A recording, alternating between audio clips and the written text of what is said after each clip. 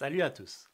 Dans ce tutoriel, nous allons explorer l'un des éditeurs de code les plus populaires parmi les développeurs et il s'agit de l'éditeur Visual Studio Code. Que vous soyez un développeur expérimenté ou juste débutant en programmation, Visual Studio Code est un excellent choix, peu importe le langage de programmation que vous utilisez, Python inclus. Dans ce tutoriel, vous allez apprendre comment installer et configurer Visual Studio Code pour faire du développement Python. Je vais aussi vous présenter quelques plugins essentiels qui vont vous faciliter la vie et améliorer votre productivité lorsque vous développez des codes Python. Aussi, je vous donnerai quelques conseils précieux pour bien organiser vos projets Python. À la fin de cette vidéo, vous aurez tout ce qu'il vous faut pour bien démarrer avec Visual Studio Code pour faire de la programmation Python. Avant de commencer à utiliser Visual Studio Code avec Python, il y a un prérequis très important à avoir. Tout d'abord, il faudrait que Python soit installé sur votre machine. Si vous ne l'avez pas déjà fait, je vais vous montrer très rapidement comment installer Python sur votre machine ou bien vous pouvez regarder ce tutoriel qui s'affiche à l'écran. Le lien sera dans la description qui rentre vraiment dans les détails sur le processus d'installation de Python sur Windows. Pour ceux d'entre vous qui avaient déjà Python d'installer sur votre machine, vous pouvez passer ce chapitre et aller directement au chapitre suivant qui est installer Visual Studio Code. Alors, commençons avec l'installation de Python. Donc, il vous suffit d'aller sur le site python.org comme ceci, voilà, et ensuite vous venez dans l'onglet Download. Et à ce niveau-là, vous aurez automatiquement la bonne version de Python qui sera installée. Donc ici, j'ai Download Python for Windows parce que le système d'exploitation est automatiquement détecté. Donc si vous avez macOS, vous allez avoir exactement la bonne version de Python. Donc il suffit juste que je clique sur ce lien et que je sauvegarde en fait Python. Donc voilà, je vais venir ici et j'ai tout simplement besoin de faire un double clic sur l'installateur et il y a cette option qui est très importante à cliquer. Sinon, Visual Studio Code ne va pas reconnaître Python. Donc ici, je vais cliquer là-dessus, voilà, et faire Install Now. Et j'ai juste besoin de suivre les options par défaut et on aura Python installé sur votre machine. Voilà, l'installation est terminée. J'ai tout simplement besoin de fermer cette fenêtre-là et d'essayer de vérifier que Python est bien installé sur ma machine. Donc pour faire cela, je vais venir ici et je vais tout simplement taper cmd comme ceci. Et cela va nous donner accès aux commandes prompt de Windows. Et à ce niveau-là, si je tape Python comme cela et que j'appuie Entrée, vous devez avoir en fait ce terminal-là qui apparaît. Et cela veut dire que Python est correctement installé et on peut maintenant passer à la prochaine étape qui est d'installer Visual Studio Code. Installer Visual Studio Code est aussi très simple. Il vous suffit d'aller sur le site code.visualstudio.com ou bien vous pouvez taper Visual Studio Code dans Google et cliquer sur le premier lien. Voilà. Et ici, vous pouvez voir que mon système d'exploitation est encore automatiquement détecté et j'ai juste besoin de cliquer sur ce bouton-là. Voilà. Et en fait, cela va me permettre de télécharger Visual Studio Code. Une fois Visual Studio Code téléchargé, pour l'installation, c'est très simple. Je fais un double clic sur l'icône de Visual Studio Code. J'accepte les conditions. Voilà. Ici, j'ai cet onglet-là parce que j'avais une version précédente de Visual Studio Code qui était installée. Mais dans votre cas, vous ne l'aurez pas. Voilà, je continue. Et dans ce cas-là, j'aime bien cocher ces deux options-là. Ceci va permettre en fait d'ajouter l'icône de Visual Studio Code lorsque vous faites un clic droit dans l'explorateur Windows. Et cela va notamment vous permettre d'ouvrir des fichiers directement avec un clic droit ou bien des dossiers directement dans Visual Studio Code. Donc, ce sont des options qui sont assez importantes. Donc, ensuite, après, je fais Next et je fais tout simplement Install pour installer Visual Studio Code sur ma machine. Voilà, l'installation est terminée. Il suffit tout simplement que je clique sur Finish pour finaliser l'installation. Avant de continuer, essayons de répondre aux questions que vous vous posez sûrement. Pourquoi utiliser Visual Studio Code plutôt qu'un autre éditeur de code? Quels sont les avantages qui font de Visual Studio Code un choix populaire parmi les développeurs? Il existe énormément d'éditeurs de code qui permettent de faire du développement Python, mais Visual Studio Code est devenu l'éditeur de code de choix des développeurs. Alors, qu'est-ce qui fait qu'il est si spécial? Tout d'abord, Visual Studio Code est développé par Microsoft et en quelque sorte une version light de leur éditeur Visual Studio qui est utilisé par des millions d'utilisateurs à travers le monde entier. Mais contrairement à Visual Studio Code est très léger simple à prendre en main et est très flexible. L'un des avantages majeurs de Visual Studio Code est la grande communauté de développeurs qui l'utilisent. Donc, il existe des milliers de plugins développés par la communauté que vous pouvez directement utiliser dans vos projets pour faciliter le développement de vos applications. Que vous soyez un développeur débutant ou expérimenté, vous trouverez des plugins qui répondent à vos besoins spécifiques. Et le meilleur, c'est que Visual Studio Code est polyvalent. Quel que soit le langage de programmation que vous utilisez, qu'il s'agisse de Python, C++, JavaScript ou même du HTML et d'autres langages, vous pouvez utiliser Visual Studio Code sans aucun problème. C'est pour ces raisons que Visual Studio Code est si populaire. Avant de continuer, si vous aimez le contenu de cette vidéo, n'oubliez pas de vous abonner à la chaîne et d'activer la notification pour plus de vidéos comme celle-ci. Allez, continuons avec la découverte de l'interface graphique de Visual Studio Code. Lorsque vous démarrez Visual Studio Code pour la première fois, vous allez avoir accès à cette fenêtre-là qui va vous permettre de configurer Visual Studio Code. Donc, vous pouvez voir qu'ici, vous avez un certain nombre d'options et à ce niveau-là, je peux par exemple sélectionner les différents thèmes que je veux utiliser. Donc, si je clique ici, vous allez voir que le thème est en blanc en fait, comme ceci. Voilà, il y a différents thèmes, mais celui que j'aime utiliser, c'est le Dark Modern, celui-là. Donc, c'est celui qu'on va choisir. Vous pouvez descendre ici, sélectionner les langages de programmation que vous souhaitez utiliser, mais c'est quelque chose qu'on va faire un peu plus tard avec les extensions. Voilà, à ce niveau-là, vous pouvez customiser les settings, synchroniser votre Visual Studio Code avec d'autres appareils. Voilà, et en fait, vous avez d'autres options comme ceci. Donc, pour l'instant, on ne va pas rentrer dans ces options-là.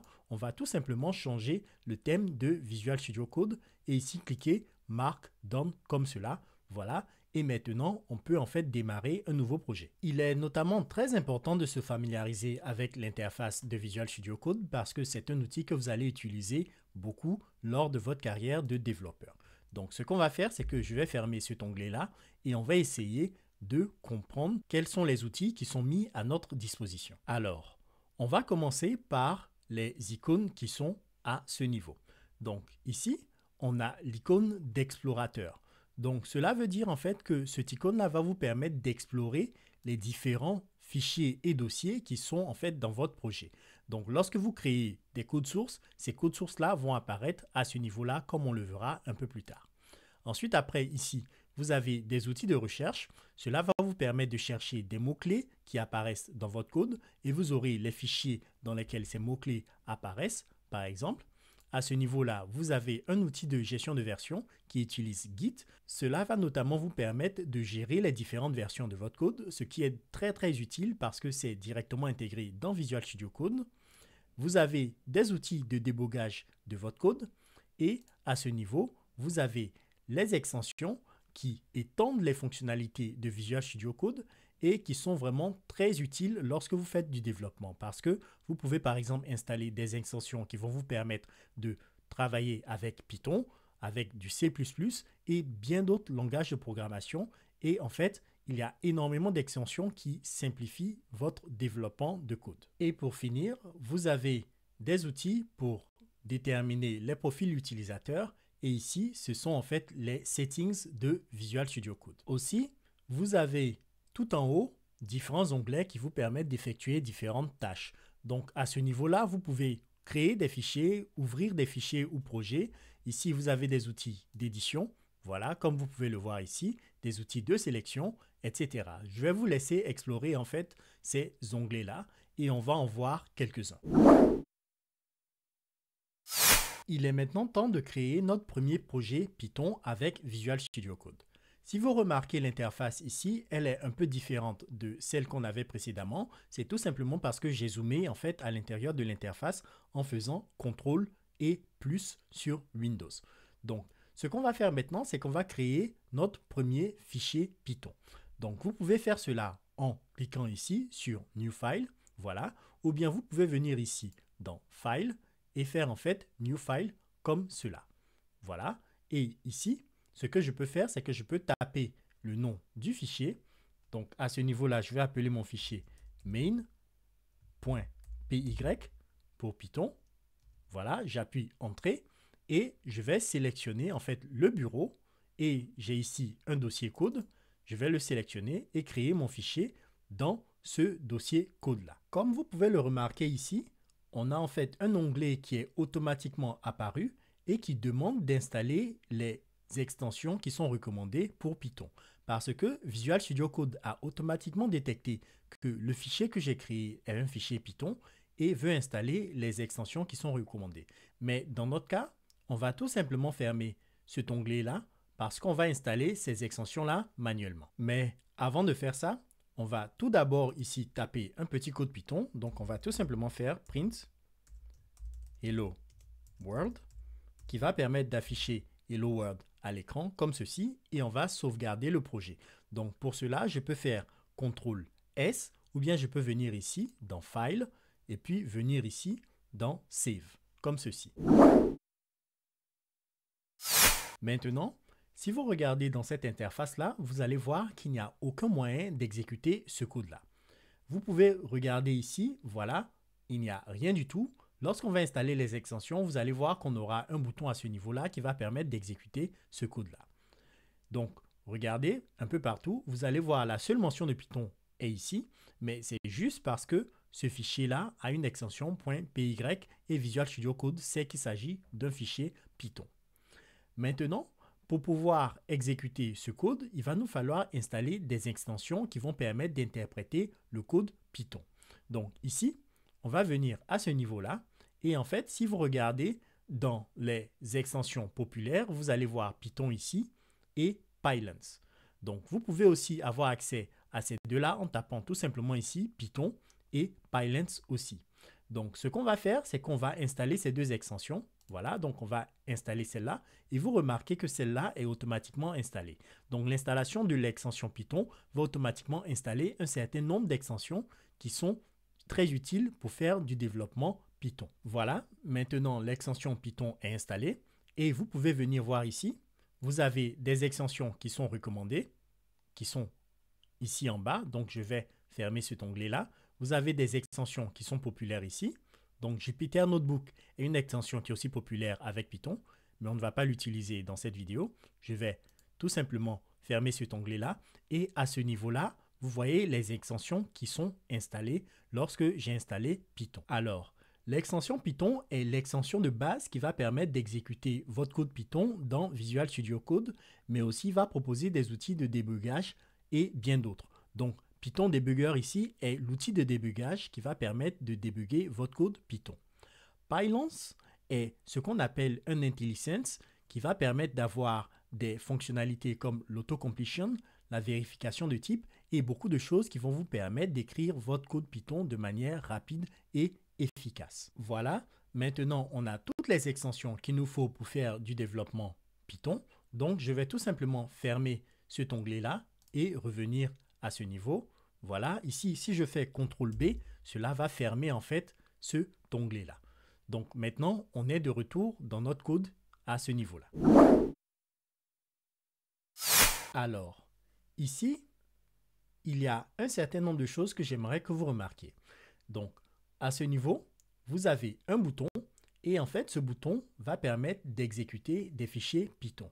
Et c'est l'extension Python qu'on a installée qui permet d'avoir accès à ce bouton-là. Et si je clique ici, vous avez d'autres options en fait qui permettent aussi de débugger votre code Python. Ici, tout en bas, vous avez maintenant la version de Python qu'on avait installée sur votre machine qui est automatiquement détectée maintenant.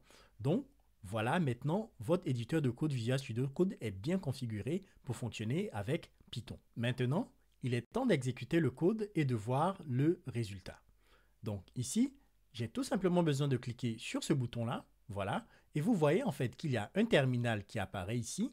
Et en fait, on a le code qui est exécuté et on a le résultat qui est affiché à l'écran Hello World comme ceci. Je peux revenir ici et mettre tout simplement un point d'exclamation. Et si je réexécute le code, vous allez voir en fait qu'on a Hello World ici avec un point d'exclamation qui est affiché. Donc du coup, voilà, félicitations, vous venez d'exécuter votre premier code Python avec Visual Studio Code.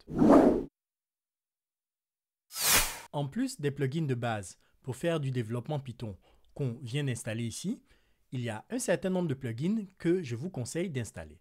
Donc, notamment, il y a le plugin Jupyter Notebook. Voilà, donc je vais faire la recherche ici.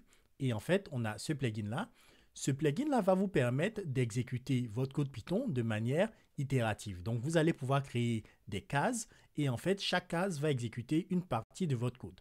C'est un plugin qui est très utilisé lorsque vous faites du data science ou bien du machine learning, mais il est aussi très utile lorsque vous souhaitez tester certaines fonctionnalités de votre code sans pour autant exécuter votre code tout entier. Ensuite, après, si vous souhaitez par exemple faire du développement web avec Python et travailler avec Flask et Django, je vous conseille d'installer en fait le plugin HTML CSS Support.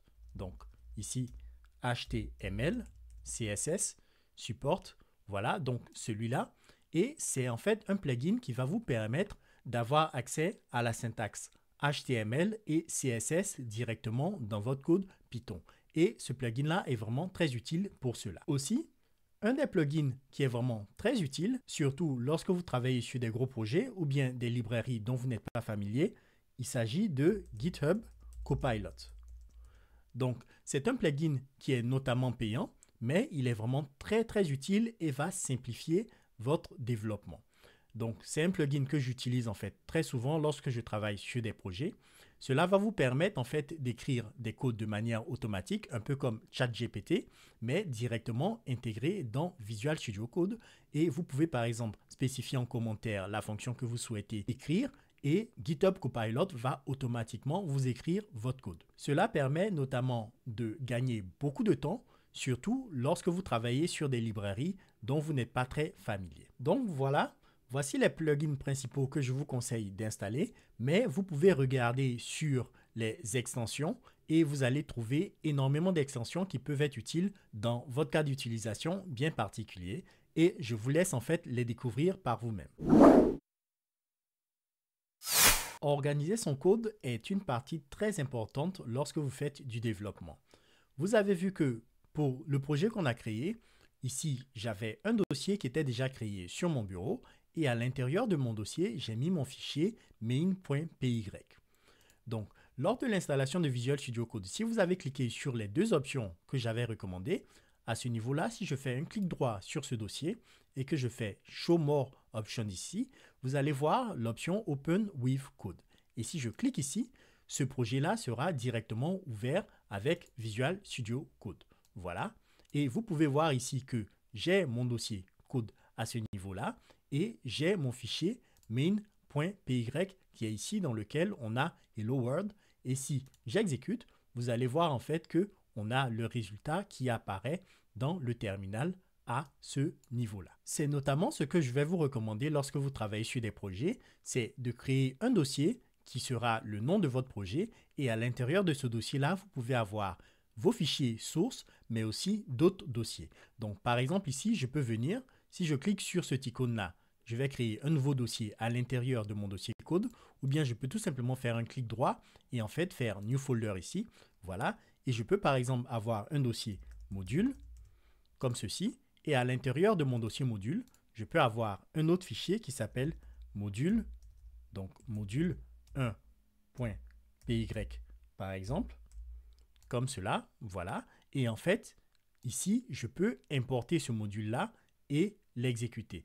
Mais vous voyez en fait que ici il y a une structure hiérarchique qui est vraiment très importante et qui permet en fait de comprendre comment est-ce que votre code fonctionne. Aussi, petite note pour finir, tous les fichiers et dossiers que vous créez ici dans Visual Studio Code, donc il s'agit de l'explorateur à ce niveau-là, vont être aussi reflétés dans votre dossier de code. Donc vous pouvez voir ici qu'on a le module et on a le module 1 qu'on vient à peine de créer. Donc vous pouvez travailler dans l'explorateur Windows ou bien encore mieux directement dans votre explorateur à ce niveau-là pour créer votre structure de projet. Félicitations, vous venez d'installer et configurer Visual Studio Code pour Python. Maintenant, vous pouvez continuer à apprendre le développement Python en regardant cette vidéo. Bon apprentissage et à plus dans un nouveau tutoriel.